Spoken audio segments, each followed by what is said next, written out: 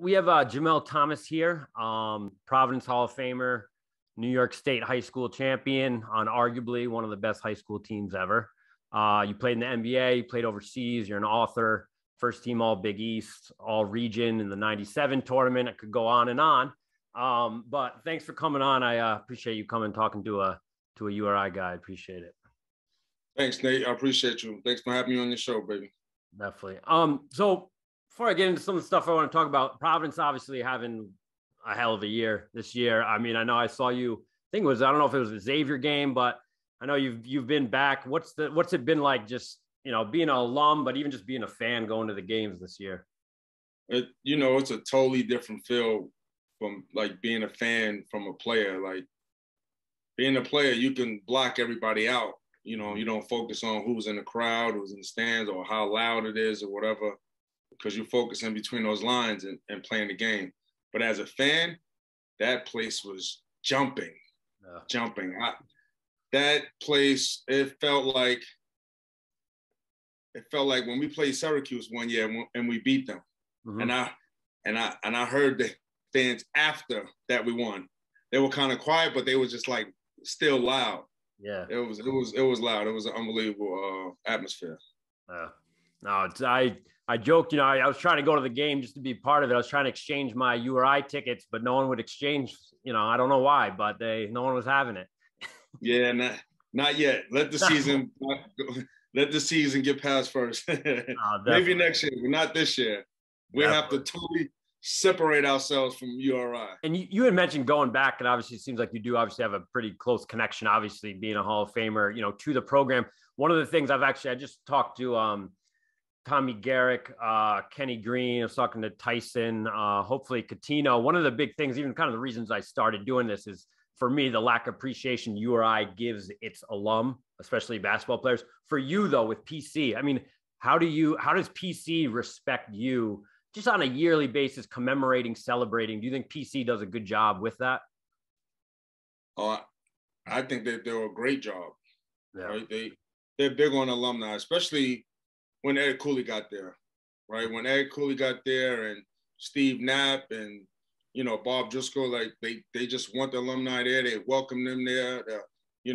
Every time they come to the Big East tournament, I always get a text, hey, we're having this at PJ Clark's, and come meet us there.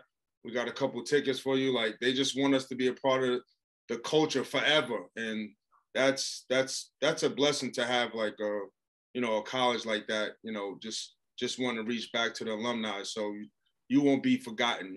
Everybody want to be remembered and everybody want to hear their name called. And they do that continuously every year. And I really appreciate them for that. That's awesome.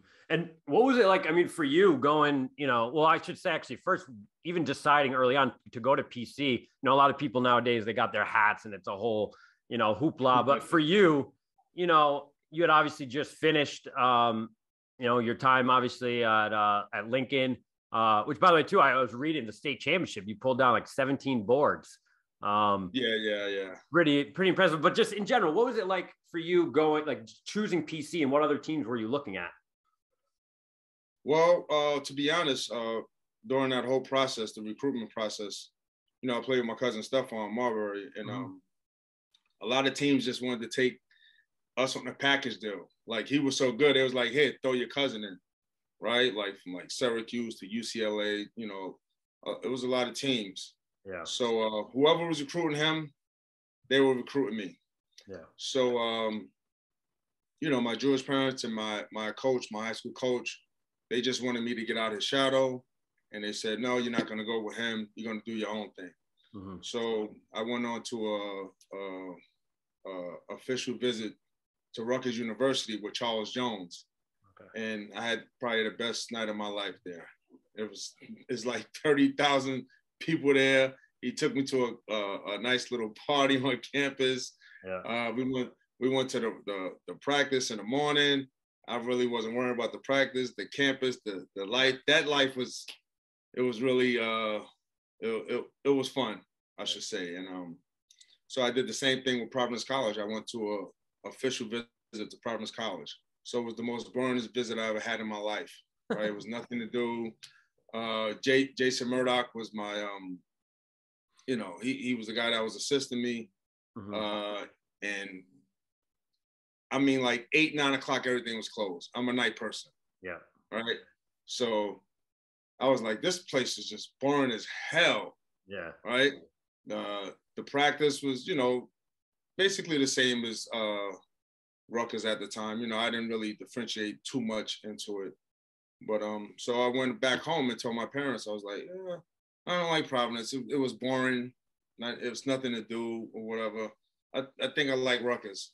So they decided that, no, you're gonna go to Providence. You're gonna get your education.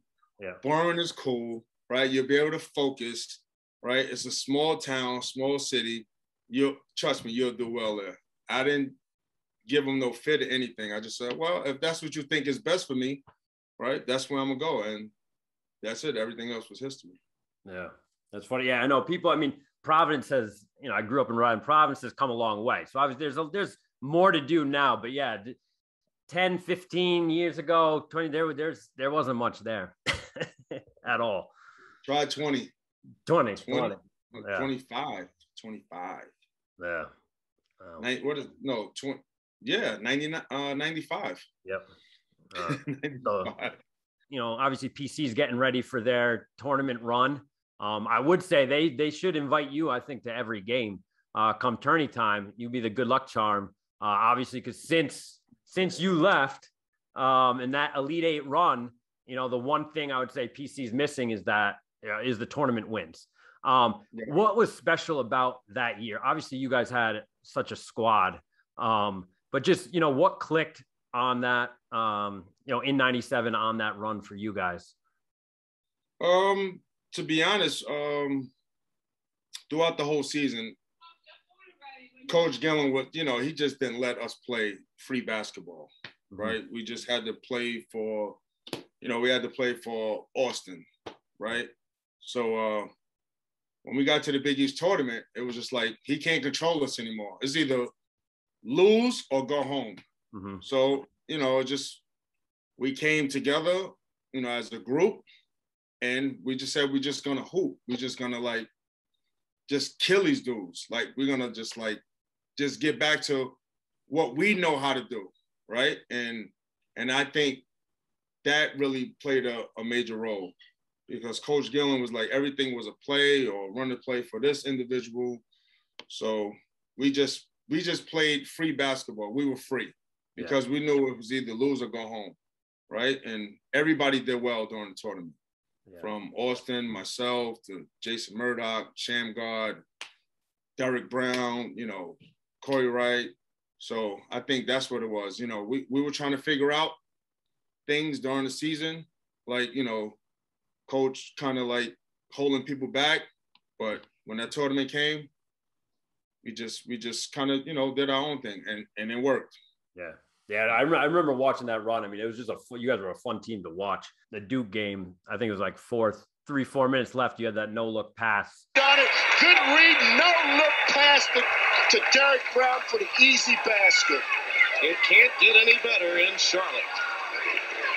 Yeah, that Arizona game, again, arguably you were the best player on the floor. That I think you had 23 and 11, a double-double. And obviously you hit that huge three. 6 seconds. Simon shot why is he taking it? Big mistake by Arizona. Put the ball in Bibby's hands and let him finish the game. This could tie it. Yeah! Jamel Thomas. Oh, and a Providence steal. Shamgard has it. Providence can win the game. Shamgard. Doncic got fouled off the fingertips of Arizona with 3.9 remaining. But what was that game like, swing of emotion? We knew that we were like more talented than them, right?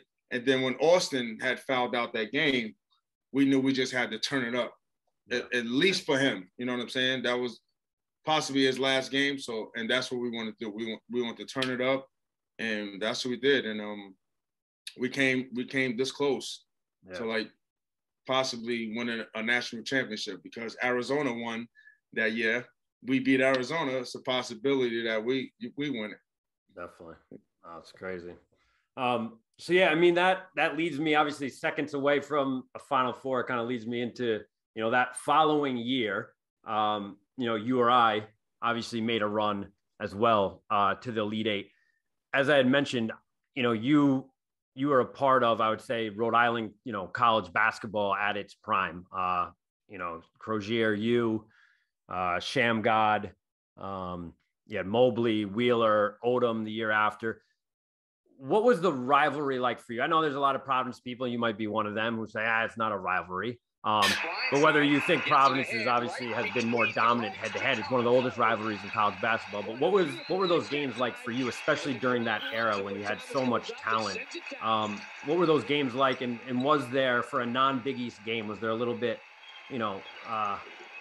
more, I don't know what the word is, but kind of get up before the game for those, your IPC ones?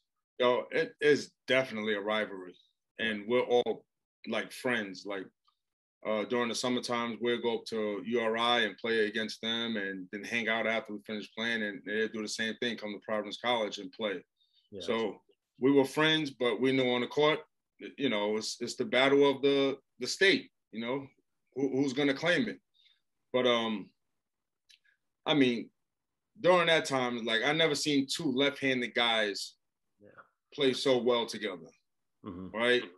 Tyson was doing like professional stuff on a collegiate level, right? He was doing step backs. He was doing, like, he was taking dudes to the basket with, like, fancy type of dribbling. And, Cat was just more like a pro's pro. Like, he just get to a spot. He get to any spot where he wanted to go, right? So, and this is when I'm transforming my game from a big man to a guard. So I used to kind of take a little stuff from Cat when he used to come to Providence and play, or we used to play against him.